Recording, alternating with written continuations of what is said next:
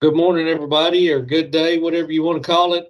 This is the news update for the week ending January the 6th. So this will be released on Tuesday, January the 10th. You've got myself, Jason Holmes, in the Northeast region, Lee Falk in the Northwest, and Vince Desautel out of the Central and Southwest.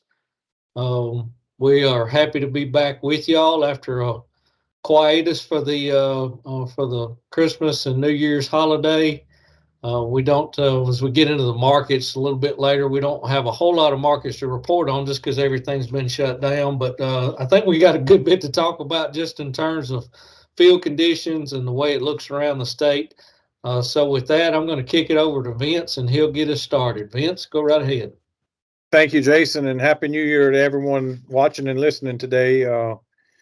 It's sure we left 2022 and went into 2023 with a freeze event that sure was a humdinger from all the way to the Gulf Coast. I mean, I'm lost in my days looking at the calendar. On the 22nd of December, the weather came in on that night and it dropped like 50 degrees in a 5 or 6 hour period. And it was surely tough on the cattle and what ryegrass. We had struggle getting ryegrass germinated and making stands. And we, for the most part, most people had sometime around between Thanksgiving and Christmas had top dressed, and we had things looking in the right direction. And I mean, this 3 nights of down in the teens to zero and single digits with wind chills. It just decimated and annihilated every piece of forage that was out there. So, um, fortunately, about 3 days after the lowest temperature, we rebounded very well into the mid 60s and into the 70s a few days later, and had another rain event, and it seemed to things started to seem to green up. So here we were with some time off because we're off with the university schedule between Christmas and New Year's. Just phone calls, phone calls, phone calls. What's going to happen with our ryegrass? Particularly central Louisiana and south. We pretty heavily dependent on ryegrass until you get to the Interstate 10 corridor there south. They rarely get a freeze. So, but I even had some calls from down in that part of the world, seeing some dramatic losses on ryegrass that already were marginal as far as the stands are concerned. So, with that being said, it's it's changed dramatically though since that period. We've had some warm weather, we've had some rains. I know personally, I threw some top dress out on some Saturday, and it's remarkable. We got a half-inch rain Saturday night, and man, it's like it's fired up and it's rolling. But people are moving through their hay stocks. People are hunting down hay right now.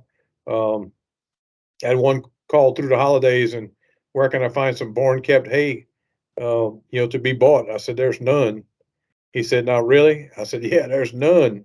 Just hay is. We knew it was going to be short because of our drought early in the spring, and then we had a hot, dry period in the summer, and then we went back to raining again in late July and through the month of August and into September when we lost a lot of row crop and regarding soybeans in the Northeast region and down into the central part. So we had some accelerated growth for a moment there, and then we couldn't get in to cut it. So we had some loss of hay due to weather conditions going into the fall.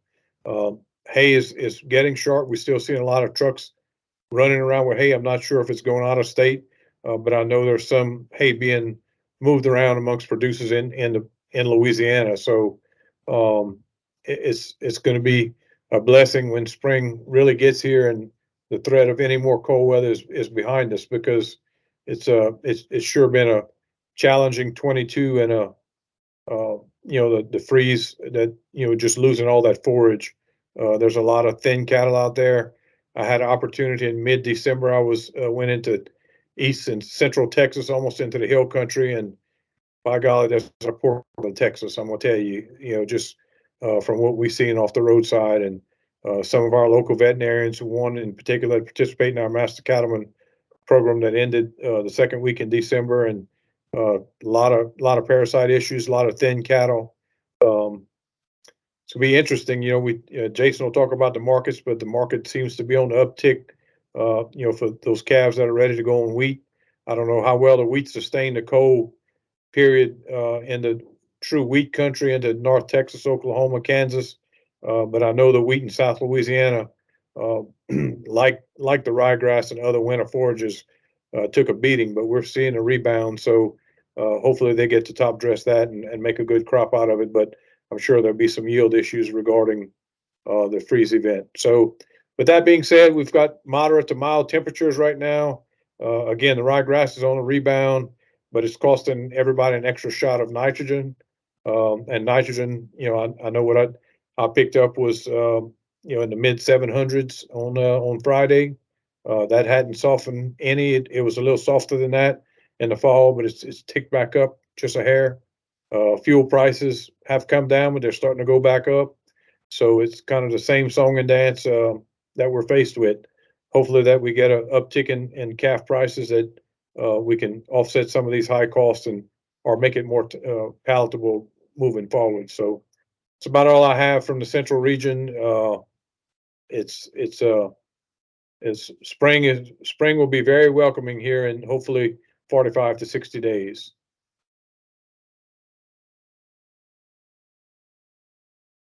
Well, thank you, Vince. I'm just going to go on ahead and jump in and like to wish everybody a happy new year and hope you had a good holiday season.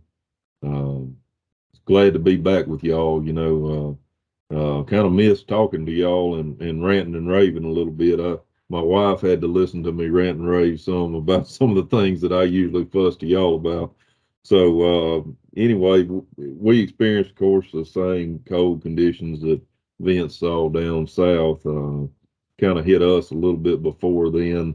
Uh, like Vince stated, days run together a little bit during that time period, but um, the lowest we got, not official, of course, but at my place was 8 degrees, and that's cold. I'm not going to say it's the coldest I've ever seen this country get, but it's not far off of it in my lifetime. What I would consider cold.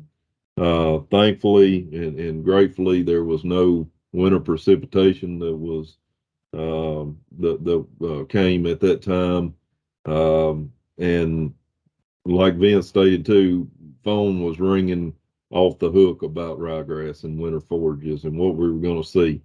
And we have several of the producers I talked to that are more pessimistic, I should say, than what others are, that thought that it was the end of their ryegrass or winter forage. And um, really and truly, I understand where they're coming from because we experienced kind of a similar deal last year, not to this extent, where we had mass die off of these winter forages after a cold snap, much like this one. But it was a little different event this year. One main difference is the one that we experienced in 2021 was we were in a drought at that time, and the grass was drought stressed, and that kind of played a role in that mass die off. On this event, you know, here we are 2 3 weeks later, whatever it is, and this winter forages, ryegrass and such, is starting to make a turnaround. Looking out the office windows here, and um, the cereal rye and ryegrass that was planted at the Hill Farm Research Station looks good. It has a good color on it. I actually been grazing some off and on even before the cold weather event, and yeah, we weren't getting much production, and still not getting just a ton of growth. But most importantly, I think we're seeing some pretty good coloration of that and whatnot. So I think we're going to come out of this deal all right. One of the best things that we've experienced since it is we've had plenty of moisture and moderate temperatures. Daytime highs up into the 60s, and more importantly, those nighttime lows are staying moderate. We frosted several times. I'm sure it was frost on Jason's windshield early this morning when he left out. Most North Louisiana seen a frost this morning and past several mornings, but we can handle those little frosts. Those deep freezes are what get us in trouble. The amount of moisture in the soil though is worth noting. There's I kind of kept lost track of how many inches of rain we got here at the Hill Farm and at my place, but it's been a tremendous amount of water in the last 2 or 3 weeks. Several big rain events. Pastures are just wet as they can be, and it's of note that when we say it's wet up in the hill country, it's wet.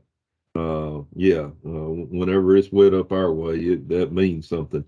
Um, Pens are just an absolute disaster. Even the most well-drained, best designed pens are a slop hole right now if you're holding any cattle and whatnot. But of note and a good note is we've been working a lot of cattle in the last 6, 7 days, and today was the first day we worked a set of steers, and I didn't have to wear rubber boots. So things are looking up as far as that goes. Um, but anyway, we hope to see a resurgence of these winter forages and trying to get some growth on that. Like Vince stated, we'll be just a touch longer getting springtime, but if we keep up this weather pattern, these warm temperatures, I'm going to say that it's going to. We're not through with winter by a long shot. We're just right into it. But hopefully we'll have a good rest of the winter for forage production.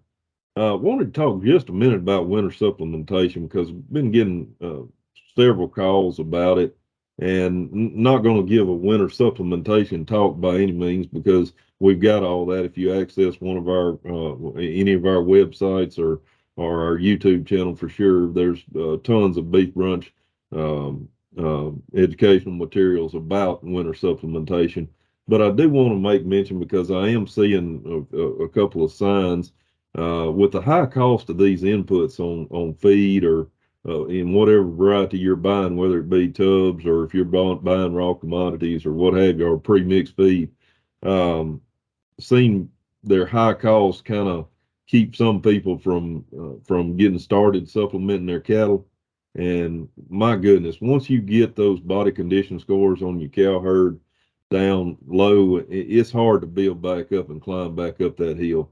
So, folks, it's real easy for me sitting here talking to a computer to say, don't get behind the 8 ball, don't let your cow's body condition fall too much, and then try to crawl out of that hole. It's easy for me to say, but I'm telling you, folks, I think Jason Vince would agree with me. Uh, don't get yourself behind on this. Don't let it sneak up on you as far as letting these cows get into too low a body condition score. Hay's short up here, folks. Had a couple of calls about hay, and I'll put the word out there. If you got hay for sale, give me a ring, give me an email, get in touch with me. Let me know. I can put you in touch with some folks that probably be interested in talking to you. But hay stores are going very quickly. Um, People that were not as prepared for winter, those that may have bought their hay late and was hoping the prices would go down, are kind of coming to a rude awakening. But this ryegrass ought to be able to fill a hole or two when we come into hay needs. And that leads me to my final thing. As Jason stated, we don't have a ton of market data, but the signs that we're seeing after the auction markets and livestock markets kicked back off last week are mostly positive on these cattle. We saw some very big runs for the first week in January, I would say, as far as these auction markets, and they were met with good demand and higher prices. If you go back looking before the holidays, lots of optimism in the market, a lot of interest in the market right now. Got some people that are maybe their ryegrass is not performing as good as what they want it to, and maybe they're tired of supplementing. They're choosing to market these cattle, and they're being met with some pretty good prices.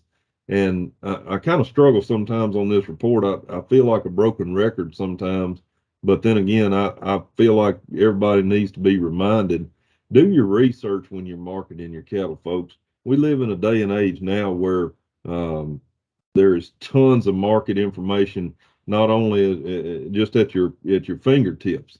The internet affords us a unique opportunity to find out what markets are doing and trends in markets. There's a lot of people that provide analysis that are a lot sharper than I am, that can kind of give you maybe not a crystal ball forecast, but they can give you kind of headings as what we're seeing. And so do your research, folks. Not trying to cast any shade towards people that just load up a few calves and send them to the sale barn and don't make any calls or don't look at the markets prior to. But nowadays we have a lot of tools available to us that our predecessors didn't, and we can do market research, and we could we can really kind of try to make as best a judgment and a best marketing plan as possible. The example came to mind because I was talking to a cattle producer earlier, and he kind of didn't really have any idea that we were on a uptick on a market cycle, and that's okay. You know, the market's been closed, but anyway, we talked a little bit and talked about some resources he could look at, and folks, do your homework on this stuff. Market's looking positive, but do your research before you market your cattle. Jason, that's all my rambling. I'll turn it over to you. Thank you, Lee. As in terms of field conditions in the northeast part of the state, as I had a fellow tell me the other day, a snipe would bog up to his butt right now in northeast Louisiana. That's about as best as I heard it put. Whenever he said that out loud, I thought, my goodness, that's pretty damp. But you ride around northeast Louisiana and it's wet. This time of year, I get to spend more frequent days in northeast Louisiana, far northeastern side of the region, a little bit more than I do in other times of the year. So and I've made several rounds over that way. Was over that way this morning, and the ditches are full, and the fields are wet. So it's everywhere you see somebody trying to feed cows, it's just a muddy mess, as Lee said. Everywhere there's high traffic areas, there's just nothing you can do about it right now. It's wet. And a couple other things I'd mention about the ryegrass is and don't get too stressed out over it. If you had some that was pretty late, in terms of you planting, I would venture to say that you're probably going to have 20-25% losses on that if you planted it real late. But most everything that was planted Octoberish, and it looks really good. I'm going to tell you, the ryegrass that I've seen that was planted on prepared seed bed still looks excellent. It's the ryegrass that was sod seeded that looks like it's struggling a little bit. Which we would expect that to not be as strong of a stand as in those prepared seed beds, but it's looking really well. And I'm sure Lee and Vince saw some of the same things. I mean, right after that cold snap, it looked like you went through there and poured scalding hot water on it. It just laid it on the ground. And it did. It looked really, really rough, but it's rebounding really, really nicely. Those folks that had some wheat incorporated in with it, the wheat looks like it's rebounding faster than the ryegrass as we would expect it would. But and we're looking forward to the very mild temperatures. It looks like we're going to get over the next several days. Lots of sunshine. Up here, I think we're supposed to be by Wednesday or Thursday. We're supposed to be well back into the 70s. So I'm sure Vince in his part of the world, he'll probably be bumping mid to upper 70s down there. So that coupled with some sunshine and adequate amount of moisture, this ryegrass it'll start jumping flips. Thank goodness. Looking at the markets, and as Lee indicated, the markets are up. So just starting the year, we're looking at feeder cattle starting the year off about 19% up year over year. Fed cattle starting about 14% higher year over year. So yeah, the markets are up. I'll give you a little insight in just a minute to what I'm cheating a little bit. So we're recording this on Monday. We release on Tuesday, but I cheated a little bit and looked at OKC. So we've already got preliminary numbers out of OKC today. So I'll cheat a little bit and give you those in just a minute. This past week's slaughter was 563,000 head. It was 16,000 over the previous week, which we would expect because that was still a holiday week. 56,000 under the same week last year. More regular slaughter schedules should be posted in the weeks ahead. We don't have any major holidays coming up, so we should get some really good regular slaughter schedules. Full slaughter volumes will probably be flailing a little bit over the next several weeks. So just kind of lackluster demand this time of year, post-holiday season. So, and we may not see those full slaughter volumes really rebound for the next several weeks, but we would expect that they will. So we've still got declining supplies of cattle. Y'all have heard us talking about that well into November and December. We were talking about declines in overall supplies, nationwide supplies. So that'll continue to keep tensions pretty tight between the buyer and the seller. And as we look at some of these box beef prices in just a minute, you'll see that the packers are enjoying some pretty good margins right now. So the sellers, knowing that we're working off tighter supplies, will continue to want higher prices for those cattle, which we would expect and we would hope that they would do. Choice box beef closed the week at $283.62 a hundred, with a choice select spread of $26.79. So that is $18.65 higher than the 5-year average for the same week. So yeah, packers are enjoying really good margins right now, and we hope that that we can get our feeders to capitalize on that and capitalize on these lower supplies and continue to run those cash sales on those fed cattle up.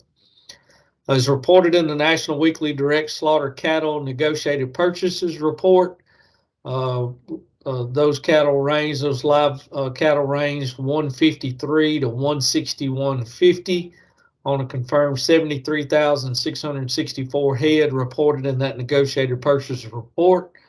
For the week in the Southern Plains, live purchases traded steady at 157. For the week in Nebraska, they were mostly $1 lower at 157. And for the week in the Western Corn Belt, live purchases traded steady to $1 higher from 158 to 160. So as we look at future settlements and how they ended the week last Friday, February down 57 cents at 156.77, April down 60 cents at 160.67, and June down 72 cents at 156.55. So yeah, futures may have ended the week a little bit down, but if we look at the overall picture in terms of comparing year over year, those live cattle are doing really well. So we did not have any feeder cattle reports to report on for last week. However, like I said, I'm going to give you a little bit of insight, cheating a little bit. So today's OKC steers preliminary report on medium and large 1s and 2s, 500 to 600 pounds, 188 to 210, 700 to 800 pound, 172. So that's some pretty strong numbers. Like I said, we're looking at about 19% year over year gain in those weights of cattle. Feeder cattle future settlements ended the week with March down 90 cents at 185.65, April down 70 cents at 189.82, and May down 70 cents at 193.52. On our feedstuff, soybean meal, and y'all, as we get into further into the month, I'll give you some price comparisons week over week. But right now, since we hadn't really had a feedstuff report come from USDA since the week before Christmas, it's kind of hard for us. It's like comparing apples and oranges. So we'll just give you what we're at right now, and then as we move into the year, we'll give you some week over week comparisons. But right now for this week, soybean meal 538.10 a ton, soybean hulls 195 a ton, cottonseed meal 385 a ton, whole cottonseed 365 a ton, the 60% corn gluten feed $800 a ton, DDGs $273.75 a ton, and corn is at $6.88 a bushel on current corn. So that's a look at our markets. And y'all, to be honest, I hope to, and and our next report. So we always depend on Dr. Edwards to give us our upcoming events. And I'll be totally honest with you, I fell behind on that one and not looking to see what other upcoming events that we had. Lee events, or if y'all have any upcoming events that we need to talk about, we'll plug them real quick. But I promise I'll do better on that one. So we'll give you an update real quick. So Dr. Edwards and the new baby girl are both doing very, very well. Saw Dad the other day, and he said that they have had a house full for the holidays. So I imagine they're probably looking forward to a little bit of quiet time with just them and the new one at home. But everybody's doing good. So she'll remain on maternity leave for at least, I guess, for the next month. So you'll just have to look at our ugly faces until then. And but hopefully we can share some information with you that y'all can glean from and utilize on your operations to help you make some decisions. And that's the reason that we do this. I mean, we're just trying to give you some insight of what we're seeing around the state. What are some of the things that are taking place? And hopefully you can take that information, as Lee said, and make some very informed decisions going forward. So with that said, unless Lee or Vince, y'all got anything else? All right, we'll wrap this one up, and we will see y'all again in a couple of weeks.